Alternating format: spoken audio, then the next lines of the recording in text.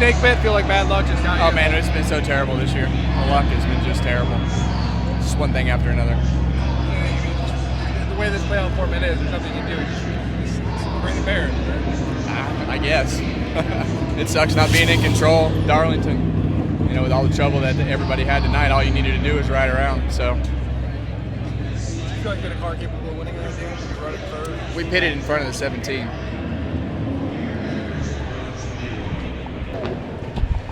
Just gonna avoid that in front of you there. No, I got ran over. So, yeah, that's what happens at Bristol. How just disappointing is it right now? Yeah, I'm sure you can imagine. It's, yeah. Sorry, I got this mouthpiece for NASCAR. I don't know where they're at, but yeah, extremely.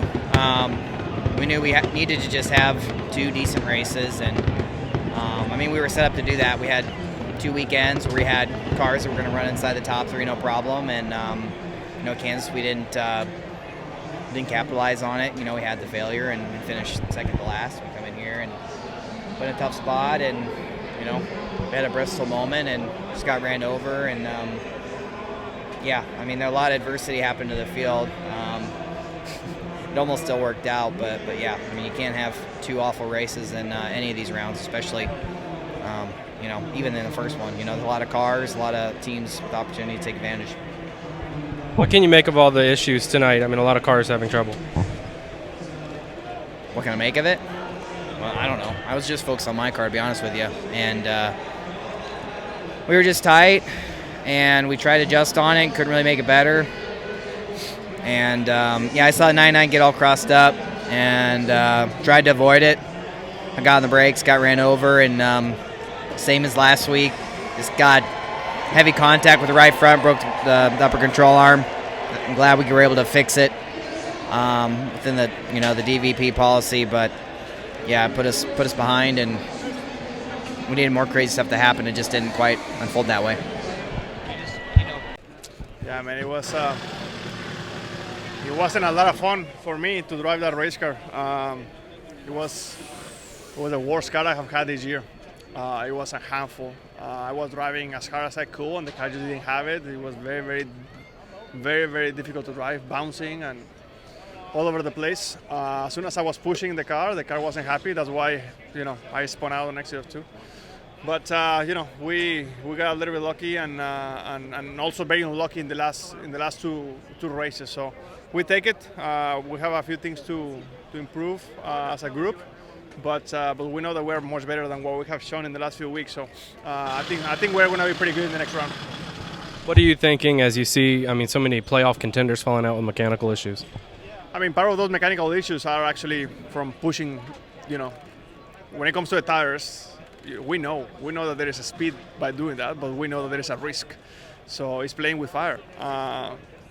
We have done it in the past as well. We paid the price in Kansas number 1, and we have a flat left rear. So, it happens. I feel like it's also a race of survival, and we have done a good job with that. We have a few things to clean up, but I feel confident the next run is going to be much better than the first one. How did you get your power steering back?